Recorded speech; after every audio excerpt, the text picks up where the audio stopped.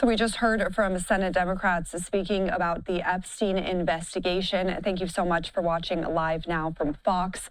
I'm Shauna Kalafi. We have a lot of news involving the Epstein investigation. Hillary Clinton testifying before lawmakers today. We will get to all that in just a moment, but we want to talk about the bigger conversation surrounding this. The Epstein investigation has opened up these very important conversations around child abuse and sexual exploitation. That's why we want to bring in attorney Jodee Neal. She's a child abuse expert and a survivor. Thank you so much for being here with us. Thank you so much for having me. This is such an important topic. It really is, Jodee. And, you know, you have a lot of experience actually prosecuting these types of crimes against children. So I want to ask you a question that has come up a little bit in the Epstein investigation and other cases like this, which is why does it take so long sometimes for these victims to come forward, if ever? We used to believe that the decision about whether to disclose was simply a choice.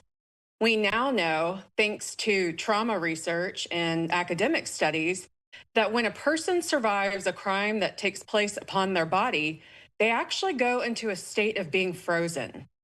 And in that instance, the person is not really able to say the truth about what's happened to them. They're frozen. They are basically living in a prison that was constructed by this traumatic event that took place a long time ago. So when people ask the question, why didn't the survivors come forward sooner? I think you're seeing from the news coverage today, there are very real reasons why a survivor would be scared in the first place.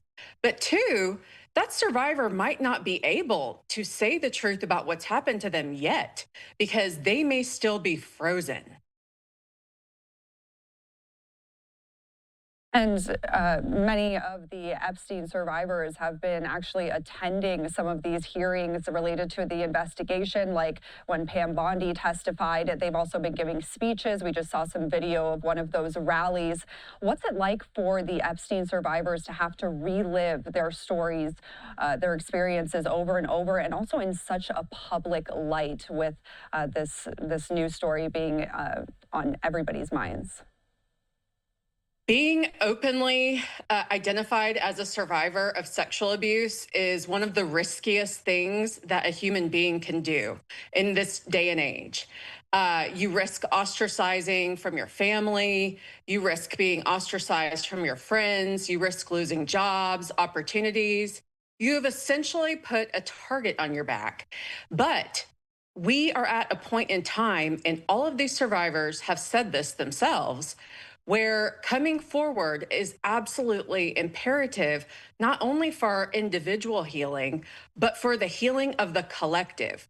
And we know from the most recent data from the Centers for Disease Control that 57,748,000 American women and 1 in 6 American men have survived contact sexual violence in our lifetimes. And with data like that equaling roughly half of all American women, and again, the 1 in 6 men, coming forward as a survivor in this public fashion has a greater value to society at this moment in time than staying silent would have for you on an individual level personally. And for these survivors, of course, there's the traumatic experience that they have, but then coming forward, as you mentioned, that comes with its own risks and traumas, especially when people don't believe their stories. So can you talk about that element of people questioning their credibility coming forward with such a sensitive and traumatic experience? Every survivor who reports to the police, or a lot of survivors who even tell their own parents or family members, people who are supposed to take care of them and love them and make them feel safe, they find that the most painful experience they can have is not being believed by those closest to them. And what we know from trauma research is that that actually creates a wound that is equal to or greater than the actual abuse that the survivor suffered. So it is something that's being done because it has to be done. And we're seeing from Virginia Giuffre's memoir that coming forward is a sacrifice, and there are a brave few who are willing to do it at great risk to themselves. But what we have also seen from Giselle Pellico's brand new book that came out last week is that the survivors who support survivors who are standing up create the most beautiful moments of healing in public spaces. In Giselle Pellico's case, it was the courtroom. And here we have the steps of the Capitol, where all these survivors have come forward with their legal teams to call for the release of the Epstein files.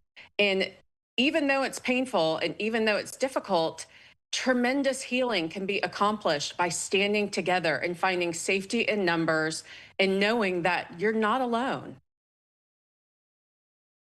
And as these Epstein survivors are fighting for justice and accountability for anybody involved, other survivors are also fighting their own battles every day. So, for people, the Epstein investigation obviously has been in the spotlight of media coverage for a long time now, and that can be triggering for many trauma survivors at home watching this news coverage. How does such a public story like this impact other trauma survivors, and maybe what advice do you have for people as this story is in the spotlight and kind of hard to avoid in the news coverage these days? What an excellent, prescient question. And I would say, as I'm a survivor myself, and until I wrote my book, Outcry Witness, and disclosed the truth about what happened to me, I had to duck. I had to duck from news stories like this. I simply could not handle it. I had to turn off the news, turn off the internet, turn off the Instagram, whatever it was. And I did that to protect myself. And it has gotten to the point where I think every survivor who is compartmentalizing their own pain is being forced to reckon with a decision internally. And that is, am I going to continue to live like this? Because a traumatic event like suffering a crime on your body, it doesn't just go away. There's nothing you can do to make it go away. It's an injury. And when you're seeing stories on the news like the Epstein case, and you're right, it's not going away. We have to face a decision inside ourselves, and that is to stay silent or join the conversation. And it's definitely a very important conversation that the Epstein investigation has just put another spotlight on. So, as you've been watching this unfold, the files being released periodically, these different depositions that we've been hearing from officials, what's your perspective here as a survivor yourself, also with your experience prosecuting cases like this? I would say that it's going to be frustrating to survivors, or really any American or anyone anywhere in the world who's wanting more accountability. Look, this is a committee investigation. You're not going to have the same heat being put on a deponent as you would, let's say, in a car wreck case in Texas. The questions are being asked by different people. You don't have that one very well trained lawyer who's able to make the connection with the witness and keep the pressure on to get the answers that you need.